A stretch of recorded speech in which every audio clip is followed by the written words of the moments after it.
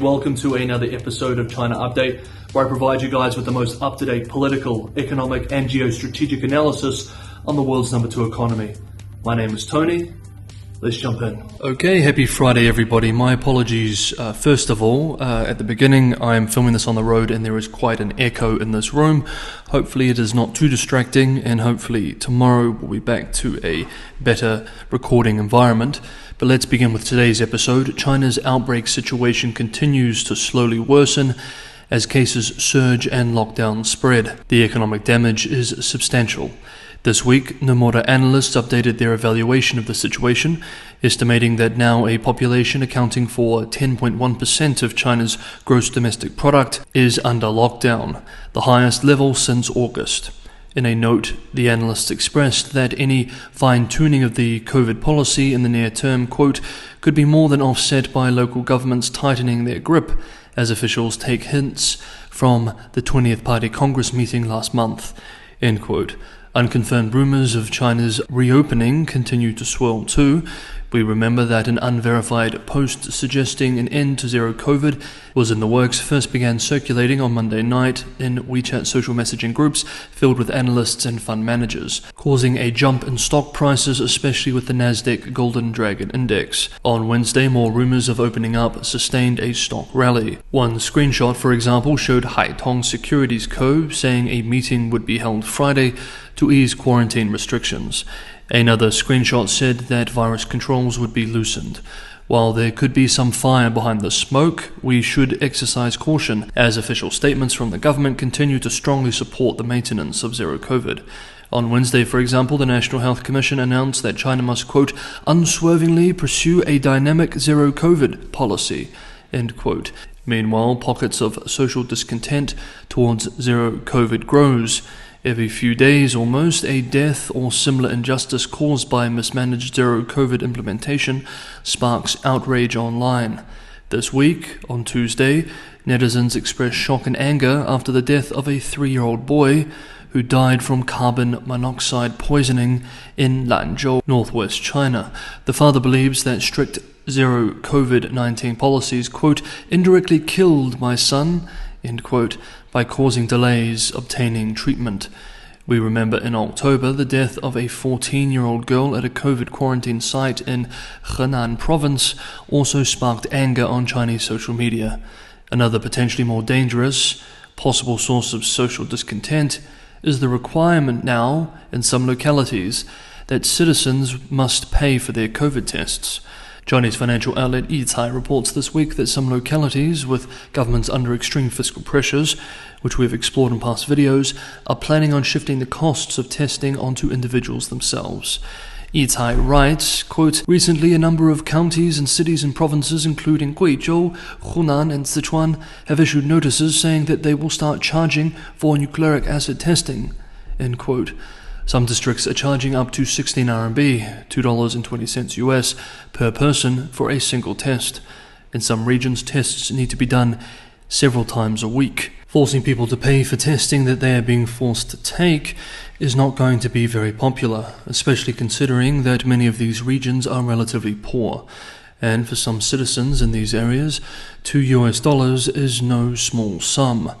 One highly upvoted comment on Weibo expressed yesterday, quote, we understand that mass testing increases the financial burden on the government, but the announcement reads like it's our decision to take the COVID-19 tests or not. How is it voluntary when I can't go anywhere without a COVID negative result? End quote. Meanwhile, the economy of the country continues to suffer. Hey guys, if you enjoyed today's episode, don't forget to hit the like button, and for anyone who can and wants to go that extra mile and help me continue making China Update every day, keep the channel financially sustainable, Patreon and Buy Me a Coffee links are in the description below. This channel primarily relies on the support of subscribers like you guys, and so this is a tremendous help. Thank you so much everybody for the ongoing support. Tyson writes yesterday that, quote, COVID outbreaks are again squeezing logistics in some parts of the country, end quote. As of Tuesday, delivery services at 3,228 terminals in 29 provincial level regions had been suspended. up from 2,854 2 days before. Caixin's services PMI released this week shows that contraction on the supply side accelerated in October, with lead economist Wang Zhe expressing with the data, quote, "Surveyed companies said that COVID outbreaks remained the main reason. The pandemic also curbed overseas demand, with the gauge for new export orders in contractionary territory for the 9th time in the past 10 months." End quote. Up-and-coming Chinese new electric vehicle maker NIO has been facing production challenges from mid-October due to COVID restrictions. Now, both of its factories in the central city of Hefei, Anhui Province, have halted production due to COVID restrictions. Meanwhile, China's massive state railway operator, China State Railway Group Co. Limited, has recorded nearly 100 billion RMB, $13.7 billion in net losses in the first 9 months of this year, exceeding combined losses in 2020 and 2021, a collapse which it attributes to COVID and lockdown disruptions to travel. The high-speed railway line linking Beijing and Shanghai, the most profitable route in the country, reported a net earnings of 152 million RMB in the first 9 months of this year, down an incredible 96.5% from a year earlier. This collapse powerfully demonstrates just how hard household confidence and the wider economy has been hit this year through disruptions from zero COVID. According to the National Railway Administration, during the first 9 months of this year, 1.38 billion trips were made through the country's railway system, down 33% from the same period last year, and well below pre-pandemic levels. In October, one of the busiest periods for railway travel, trips plunged almost 40% year-on-year. Lockdowns continue to spread too. China has ordered a 7-day lockdown of the area around Foxconn Technology Group's main plant in Zhengzhou, a huge blow to Apple's iPhone supply. The local government said in a statement that the lockdown will last until November the 9th.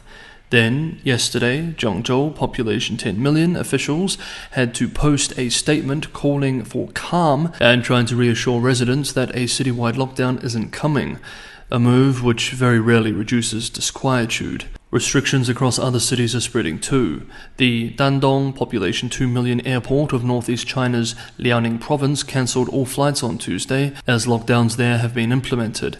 Almost all flights have been cancelled in the cities of Hohhot, provincial capital of Inner Mongolia, population 3 million, Urumqi, provincial capital of Xinjiang, population 3.5 million, and Yinchuan, provincial capital of Ningxia, in the northwest, population 2 million. Dozens of cities now have varying degrees of lockdowns and restrictions in place, with hundreds of millions of people affected to some degree. However, we must remember that China is a big place. There are many cities, provincial towns, and rural areas with much smaller populations that have remained largely untouched from COVID measures.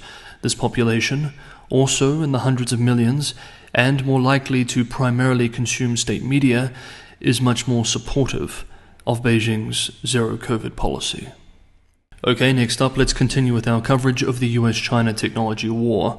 A document recently released by the US Department of Commerce appears to signal a slight softening to some aspects of recent US chip controls on China.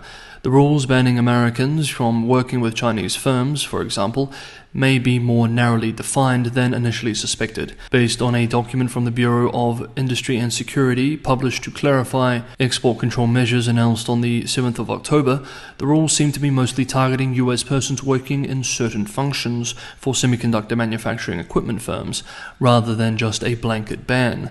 A Chinese entity on a trade list or an unverified list will be added to a trade sanctions list or an entity list if it fails to complete an end-user check within 60 days because of a lack of cooperation by the host government.